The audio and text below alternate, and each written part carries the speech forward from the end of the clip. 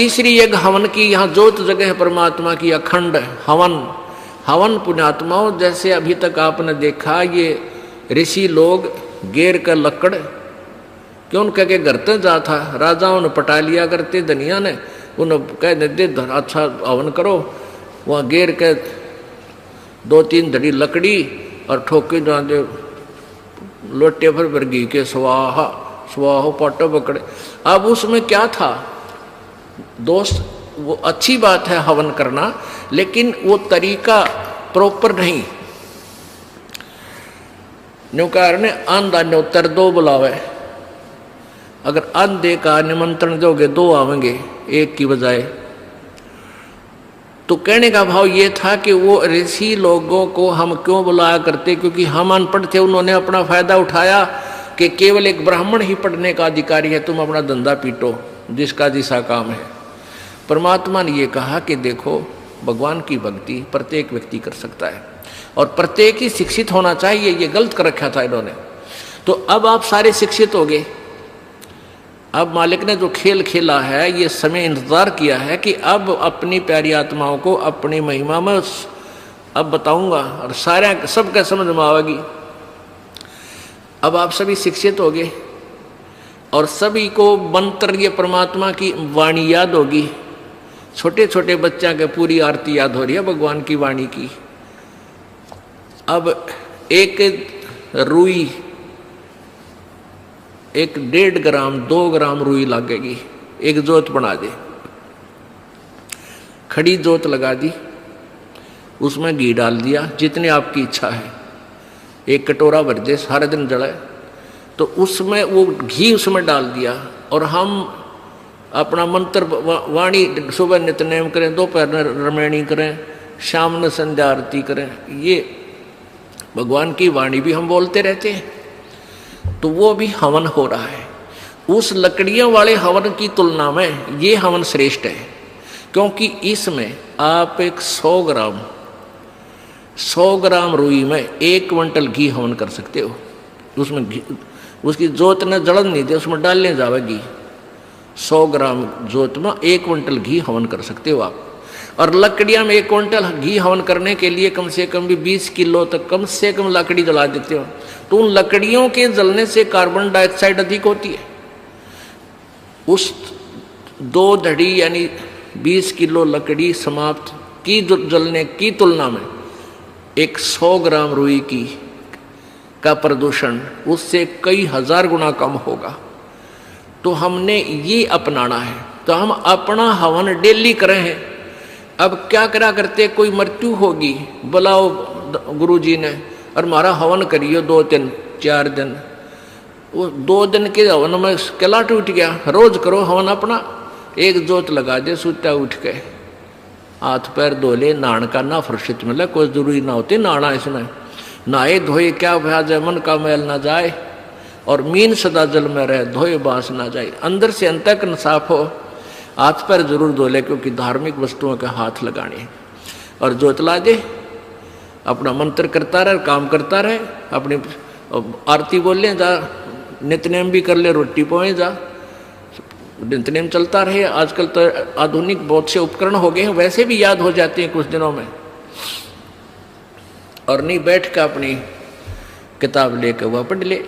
अब हवन हो गया तो हम अपना काम आप करेंगे। जो बात बनेगी, किसी के बच्चा हो जाता था तो उसने क्या कहा करते, 7 दिन तक तुम, जैसे पहले ज्योति तो सभी जलाते थे, तो क्या कहते थे, 7 दिन ज्योत नहीं जलानी तुमने, 13 दिन।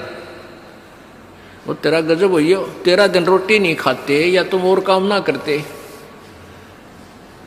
और किसी की मृत्यु हो जाती है उसमें भी ऐसे कहा करते थे। जैसे जन्म होने पर तो वो जब तक वो छठ ना होती इतने कहा करते, मृत्यु के बाद कहते हैं 13 दिन तक आपने कोई धार्मिक क्रिया नहीं करनी।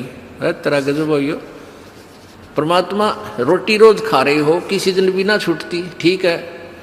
कोई प्रिय की मृत्यु हो जाती है, रो पीट के दोपहर तक ना खाओगा, शाम में खानी पड़ेगी, रो पीट के रोटी खानी पड़ेगी। तो ऐसे ही भक्ति परमात्मा का हवन ज्योति डेली आरती रोज करनी है, चाहे दुख हो चाहे सुख हो। ये परित्याग नहीं करना, ये भूल है हमारे। अब जो प्रसंग चल रहा है वही आते हैं फिर। अब पांचों यज्ञ आप कर रहे हो, एक यज्ञ धर्म की, दूसरी यज्ञ ध्यान और तीसरी यज्ञ हवन की। यहाँ जितने भी जैसे पाठ चल रहे हैं, अगर 150 पाठ हैं तो 150 ज्योति जला दी जाएंगी और 3 दिन तक अखंड ये ज्योति जलेंगी। हवन हो रहा है। फिर जो अन्य भी कोई अपनी ज्योति जगवाने के लिए दान करते हैं, उनकी अलग से ज्योतियाँ जलाई जा रही हैं। वो दिन रात पूरे महीने चलती हैं, पूरे वर्ष चलती हैं। तो ये एक तीसरी यज्ञ हवन की, चौथी यज्ञ प्रणाम और पांचवी यज्ञ ये तत्व ज्ञान की। इन पांचों यज्ञों और ओम नाम के मंत्र की कमाई को हम इस ज्योति निरंजन के पास छोड़ देंगे। हम क्या करते रहे, हम पहले ओम नाम का जाप करते, ये पांचों यज्ञ करते, उसका फल हम स्वर्ग, महास्वर्ग, ब्रह्मलोक में जाकर नष्ट कर देते ये पुण्य। फिर पाप के लिए नरक में जाते, फिर 84 लाख योनियों में धक्के खाते। अब परमात्मा से हम की वाणी से हमें ज्ञान हो गया कि इस कमाई को हम वेस्ट नहीं करेंगे। हम यहाँ कोई मंत्री बनेंगे, ना हमने मुख्यमंत्री बन की हो सकता, ना प्रधानमंत्री, ना इंद्र की पदवी हमें नहीं चाहिए।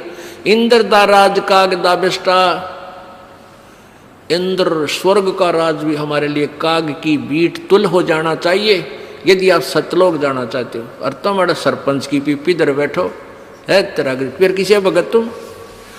हमने नहीं यहाँ का कोई भी सुख चाहिए। यदि तुमने सतलोक जाना, यही धक्के खाने हैं, तो ठीक है, आप पुण्य कर रहे हो, इसके प्रतिफल में चाहे पूरी पृथ्वी के राजा भी बन सकते हो और फिर गधा राजा भी बन सकते हो। तुरंत ये पहले सोच लेना। राजा कहते हैं कबीर, हरि के नाम बिना ये राजा रसब हो। बड़े गधे ने रसब बोले। हमने यहां से पीछा छुटवाना पुण्यात्माओं, इस बात को कति अपने पल्ला गांठ लगा लो, यानी दृढ़ निश्चय कर लो, दृढ़ संकल्प कर लो कि ये भगवान फिर बोर्ड के इस गंदे लोक में जन्म ना हो।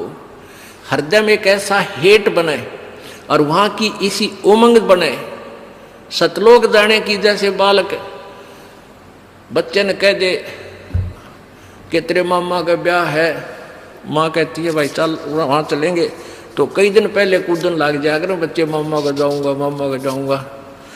तो ऐसे ही हमने सतलोक जाने की उमंग भर जानी चाहिए। अगर आपके हृदय में ये पक्की दस जाती है कि वहाँ सतलोक है, वो सच्चा सुख सतल है, हमारा मूल स्थान वहाँ है, हमारे वहाँ पहले के कुछ साथी भी वहाँ रहे हैं जो हमारे की तरह बेवकूफ ना बने।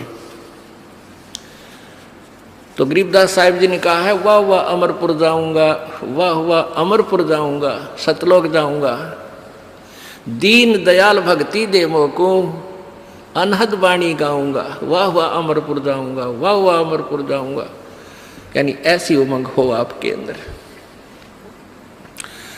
तो ऐसे ये 5 यज्ञ जब होगी तो पांचों यज्ञों का प्रतिफल और ओम नाम की जो कमाई है हम यहाँ नहीं लेंगे, कत्ती भी नहीं लेंगे। चाहे हमने आपका तो बेरना पर दास तो थूके भी नहीं आके इस राज और पाठ 21 ब्रह्मांड भी दे तो भी नहीं चाहिए। हमने तो झंझट मिटवाना संग जन्म का। 4 मुक्ति जहाँ चंपी करती माया होरी दासी, और दास गरीब अभय पद पर से वो मिले राम अविनाशी। उस सतलोक में जाने के बाद यहाँ की जो 4 मुक्तियों के सुख, जो अंतिम मुक्तियाँ हैं, और ये मुक्तियाँ चारों नाशवान हैं, ये इनका फल समाप्त होता है। और वहाँ की वो ये सुख जो तुम यहाँ चाहते हो, जो अंत में नष्ट होते हैं, वो कभी नष्ट नहीं होते। वहाँ ये भी सुख मिलेंगे।